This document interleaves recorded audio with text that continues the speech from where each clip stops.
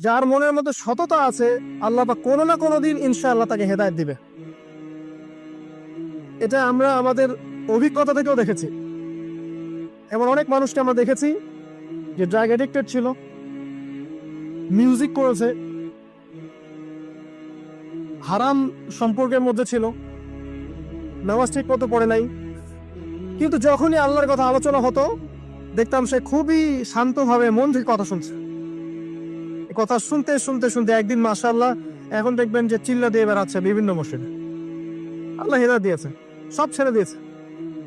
এরকম মানুষের অভাব নাই কিন্তু সমাজে। তো এখানে আল্লাহ পাকের রহমত বা দয়ার একটা উজ্জ্বল দৃষ্টান্ত দেখতে পারবেন। ঠিক এরকম আরো একটা ঘটনা আছে বনু ইসরাইলের। এক ব্যক্তি এত পাপ করেছে যে শেষে মৃত্যুর সময় সে সন্তানদেরকে ডাকছে, ডেকে বলছে যে আমি যখন মারা যাব আমার লাশটাকে তোমরা কবর দিও না, যদি আল্লাহ পাক আমাকে ধরতে পারেন তাহলে খবর আছে আমার। কি করতে হবে? সে বলছে যে আমার দেহটাকে তোমরা পুড়িয়ে ফেলবে এবং পুড়িয়ে ফেলার পরে ছাইগুলোকে একত্রিত করবা, পরে অর্ধেক ছাই সমুদ্রে ভাসিয়ে দিবা, অর্ধেক ছাই বাতাসে উড়িয়ে দিবা। সন্তানরা তাই করলো। মৃত্যুর পর আল্লাহ পাক এই সমুদ্র এবং জমিনকে বাতাসকে আদেশ করলেন যে তোমরা ছাই জড়ো করে দাও। আর মানুষ আর জিন আল্লাহর কথা না শুনলেও এই প্রকৃতি আল্লাহ পাকের কথা শোনে। বিজ্ঞান বলে প্রকৃতি থেকে সব হচ্ছে। কি প্রকৃতি? প্রকৃতি কি, কাকে বলে? মানুষকে আল্লাহর ইবাদতকে বাদ দিয়ে প্রকৃতি পূজায় নিয়ে গেছে। এই পুরো প্রকৃতি আর মহাবিশ্বে এক আল্লাহর ইবাদত করে। কে সৃষ্টি করলো প্রকৃতি? প্রাকৃতিক ভাবে হয়েছে সবকিছু বলে, আল্লাহ থেকে হয়েছে বলা যাবে না। বললে আপনি মৌলবাদী হয়ে যাবে। আল্লাহ শব্দ ইউজ করলে আপনি মৌলবাদী হয়ে যাবে। ধর্মতাত্ত্বিক শব্দগুলোকে আস্তে আস্তে উঠিয়ে দেওয়া হয়েছে। দেখবেন যুক্তি, বিজ্ঞান, দার্শনিক শব্দগুলোকে আনা হয়েছে। এটাও টেকনিক্যালি করা হয়েছে।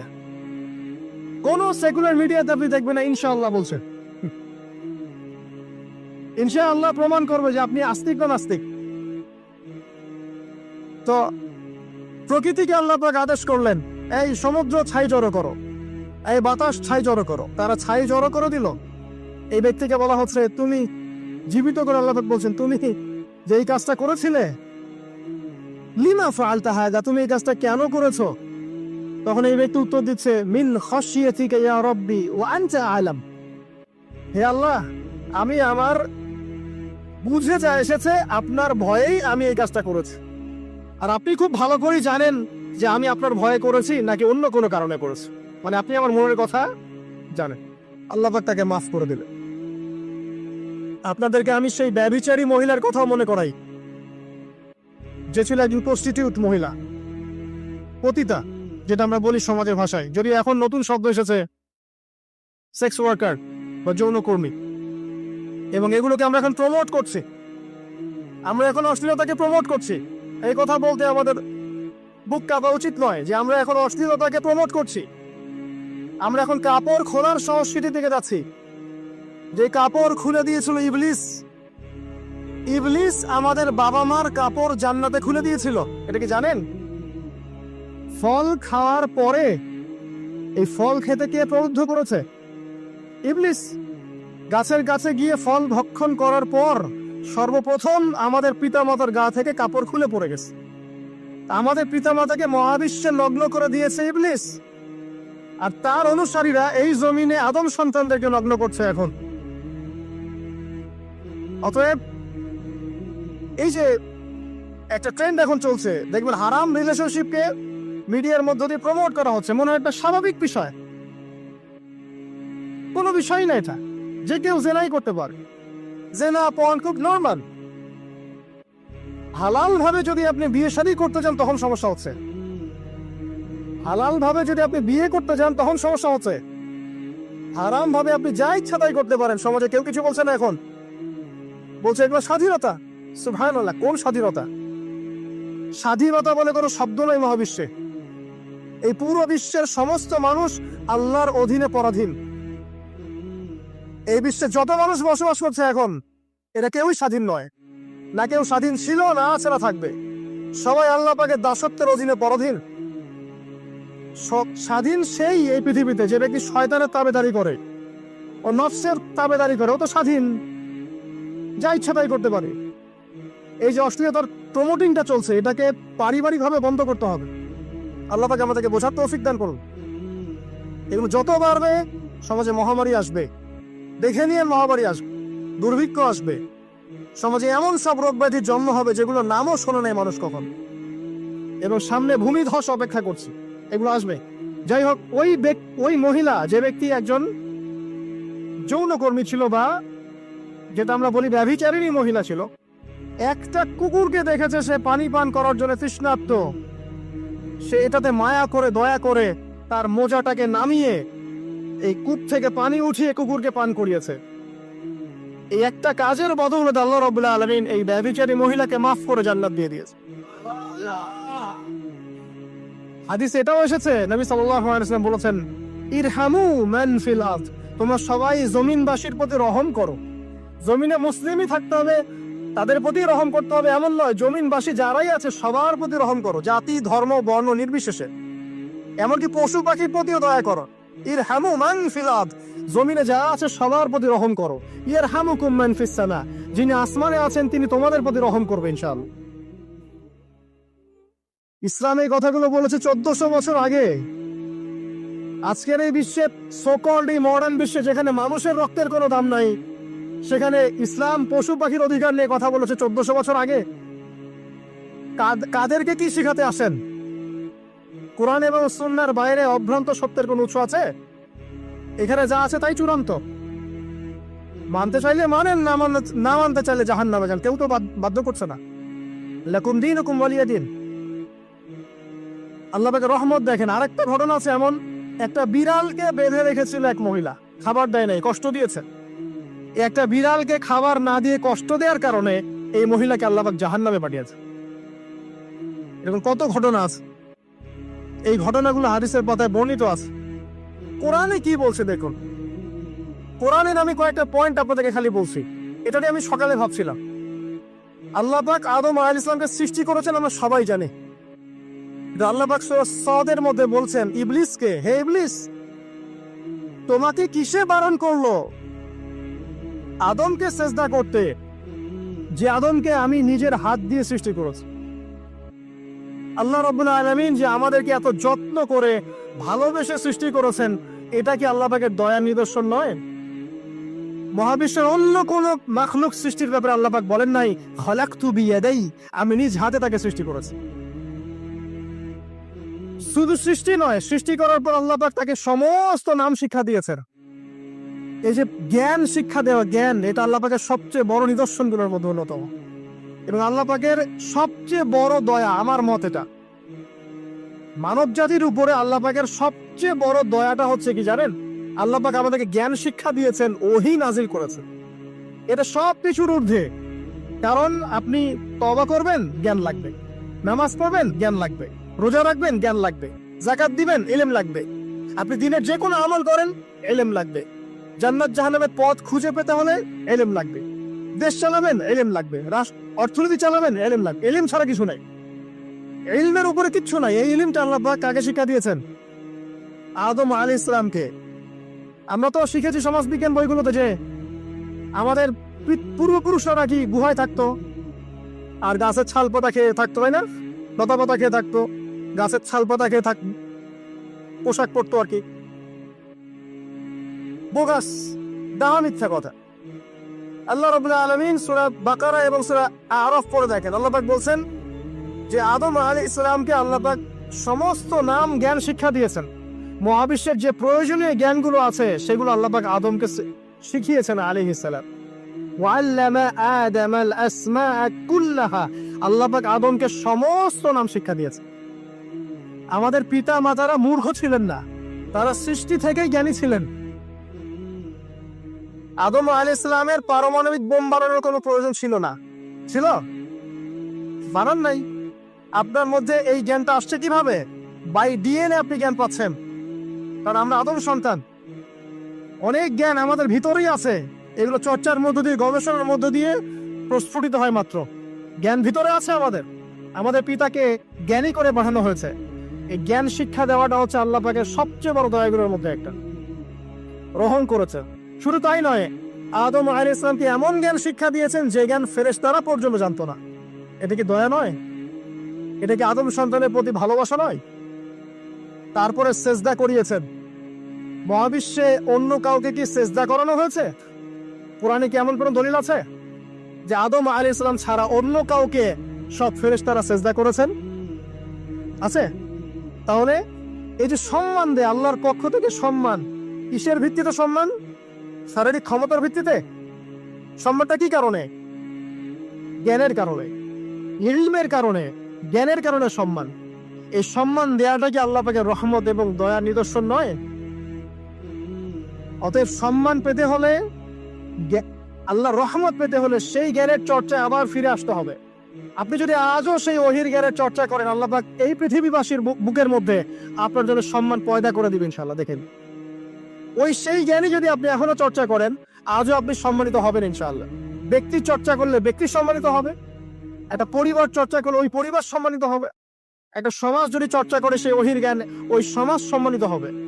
একটা দেশে যদি আপনি ওই ওহিভিত্তিক জ্ঞান ছড়িয়ে দেন, পুরো দেশকে আল্লাহ পাক সম্মানিত করবেন ইনশাআল্লাহ, পুরো জাতিকে সম্মানিত করবেন ইনশাআল্লাহ। আরো সামনে যান, এই যে আদম এবং হাওয়া আলাইহিস সালাম গাছের কাছে চলে গেলেন, ফল খেয়ে ফেললেন, কারণ আমরা আদম সন্তান, ভুল করি। আল্লাহ পাকের সাথে সাথেই বহিষ্কার করে দিয়েছেন? না, আল্লাহ পাক তওবা করার জন্য কালিমা শিখিয়ে দিয়েছেন। সুবহানাল্লাহ, তাদের কালিমা জানা ছিল না। আল্লাহ পাক বলছেন ফাতালাক্কা আদাম মির রাব্বিহি কালিমাত।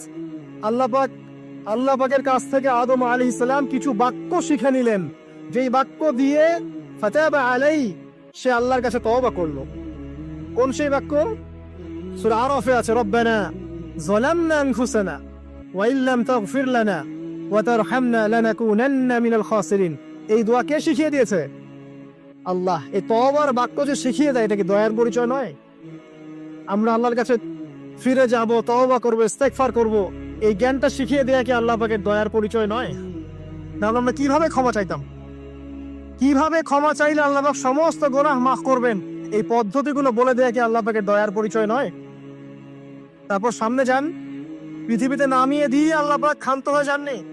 আল্লাহ রাব্বুল আলামিন আসমান থেকে হেদায়েতের গ্রন্থ পাঠিয়েছেন, বলেছেন এই গ্রন্থের মধ্যে যা আছে মেনে চললে তোমরা আবার জান্নাতে ফিরে আসবে ইনশাআল্লাহ। আল্লাহ পাক আদম এবং হাওয়া আলাইহিস সালাম এবং আদম সন্তান সবাইকেই সৃষ্টি করেছেন, উদ্দেশ্য হচ্ছে আল্লাহ পাক আমাদেরকে জান্নাত দিতে চান। আল্লাহ পাক চান যে আমরা যেন জান্নাতে যাই।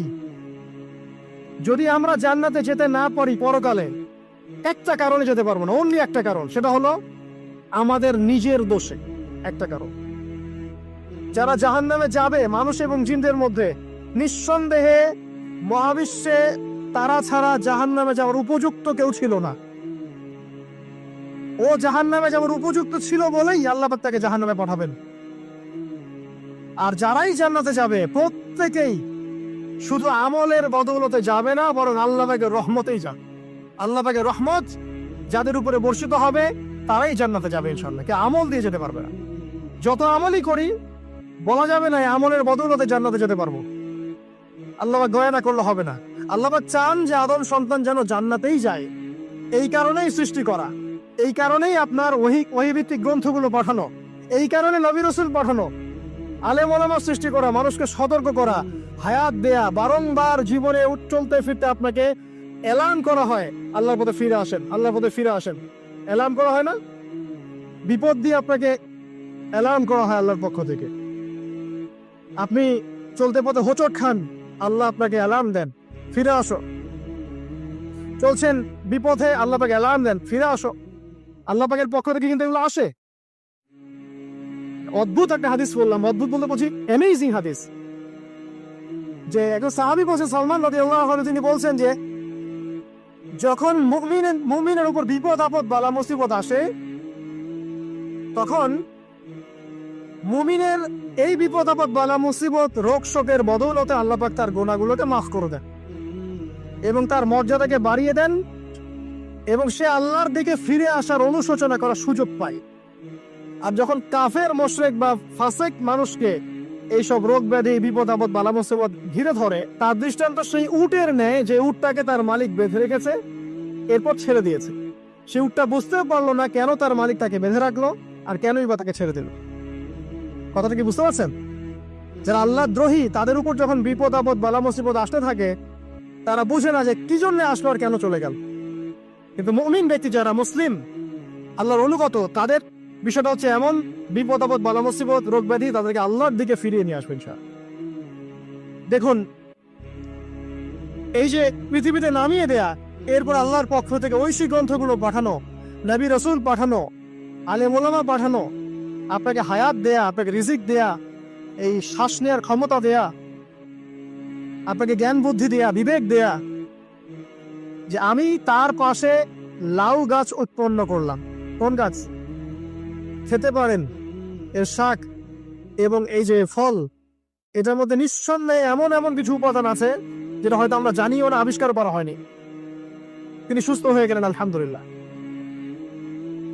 কোথায় যাবেন? যে কোনো জায়গায় যান। নবী ঈসা আলাইহিস সালামকে চতুর্দিক থেকে আক্রমণ করছে ইহুদিরা। আল্লাহ রাব্বুল আলামিন তাকে এমন হেফাজত করলেন, তার কাছে তাকে উঠিয়ে নিলেন। এটা কি দয়ার পরিচয় নয়? এই যে একটু আগে তেলাওয়াত করলো শুরুর আগে নবী মুসা আলাইহিস সালামের ঘটনা। বনু ইসরাইল একটার পর একটা অবাধ্যতা করেই গেছে। আল্লাহ পাক তারপরেও তাদের কাছে নবী পাঠিয়েছেন, নবী মুসাকে পাঠিয়েছেন। ফিরআউনের মতো জালেম শাসকের হাত থেকে বনু ইসরাইলকে আল্লাহ পাক উদ্ধার করেছেন। এটা কি দয়ার পরিচয় নয়? নবী মুসা আলাইহিস সালাম গাছের নিচে বসে আছেন, খাবার নাই, বাসস্থান নাই, কিচ্ছু নাই, বরং তার গায়ে একটা অপবাদ দেওয়া হয়েছে যে তিনি নাকি একজন মানুষকে খুন করেছে। অথচ তার ইন্টেনশন সেটা ছিল না। তিনি একটা ঘুষি দিয়েছেন লড়াই থামানোর জন্য, ওই এক ঘুষিতেই সেই ব্যক্তি ডেড। এবার তিনি গাছের নিচে বসে দোয়া করছেন, রব্বি ইন্নী লিমা আনজালতা ইলাইয়া মিন খায়রিন ফাকির। আল্লাহ, আমি নিঃস্ব অসহায় হয়ে এখানে বসে আছি, তুমি আমার উপর তোমার যে রহমত পাঠাবে আমি তার ভিখারি হয়ে বসে আছি। দোয়া করার সাথে সাথেই ওই শুআয়ব আলাইহিস সালামের মেয়ে হেঁটে হেঁটে চলে আসলো। তিনি স্ত্রী পেলেন, তিনি শ্বশুর পেলেন, একজন নবী পরিবার পেলেন, বাসস্থান পেলেন, চাকরি পর্যন্ত পেলেন। 8 বছর তিনি রাখালি করেছেন শুআয়ব আলাইহিস সালামের ফার্মের মধ্যে। দয়া মুহূর্তে চলে আসবে, শুধু আল্লাহর দিকে অভিমুখী হলেই হয়। এবার দয়া। আইয়ুব আলাইহিস সালামের কথা মনে আছে না? দীর্ঘদিন রোগে ভুগছেন, চিকিৎসা হচ্ছে না, ভালো হচ্ছে না, শেফা হচ্ছে না। এখানে যারা আধ্যাত্মিকত্ব নিয়ে পড়াশোনা করেন, লেখালেখি করেন, তারা বলেছেন তাদের কিছু কিতাবের মধ্যে, রোগটা যখন এমন একটা পর্যায়ে চলে আসলো যে তিনি জিহ্বাটা নড়াতে পারছেন না, কারণ তিনি আল্লাহ পাকের জিকির করতে প্রচন্ড ভালোবাসতেন। এক পর্যায়ে রোগটা এমন একটা জায়গায় চলে আসলো যে জিহ্বাটা তিনি নড়াতে কষ্ট হচ্ছে। তখন গিয়ে তিনি বলছেন, রব্বি আন্নী মাসসানি আদ-দুররু ওয়া আনতা আরহামুর রাহিমিন। হে আল্লাহ, আমাকে কষ্ট স্পর্শ করেছে, আর তুমি তো ক্ষমাকারী, রহমকারীদের মধ্যে সর্বশ্রেষ্ঠ রহমকারী। আমি জিকির করতে পর্যন্ত পারছি না, আল্লাহ আমার রোগটা শেফা দিয়ে দাও। বলার সাথে সাথে আল্লাহ রাব্বুল আলামিন প্রস্রবণ ঝর্ণা তৈরি করলেন, এখানে গোসল করো, শেফা হয়ে গেল। এগুলো কি রহমতের পরিচয় নয়? এখানে এক্সপ্লেন স্কলার এমনও বলেছেন, আজকে আমরা যারা বাহ্যিক সৌন্দর্য নিয়ে বেশি গর্ব করি আর কি, আত্মিক সৌন্দর্যের চাইতে বাহ্যিক সৌন্দর্য নিয়ে যারা বেশি গর্ব করি, যদি আল্লাহ পাক আমাদের পোশাকটাকে পরিবর্তন করে দেন, আত্মাটাকে দেহের পোশাক দেন আর দেহটাকে আত্মার পোশাক বানায় দেন, তাহলে দুর্গন্ধে কি আমাদের সামনে আসতে যাবে না। কথা মনে বুঝতে পারছেন না? আইয়ুব আলাইহিস সালামের আত্মাটা ছিল পবিত্র, পরিশুদ্ধ, তার দেহের মধ্যে রোগ হয়েছিল। আর এই পুরো বিশ্বের ম্যাক্সিমাম লোকের মানুষের রোগ এখন আত্মায়, দেহে নয়। আবার বলছি, হয়তো বুঝতে পারছেন না। আইয়ুব আলাইহিস সালামের রোগটা হয়েছিল দেহে, বাইরে। তার আত্মা ছিল পবিত্র,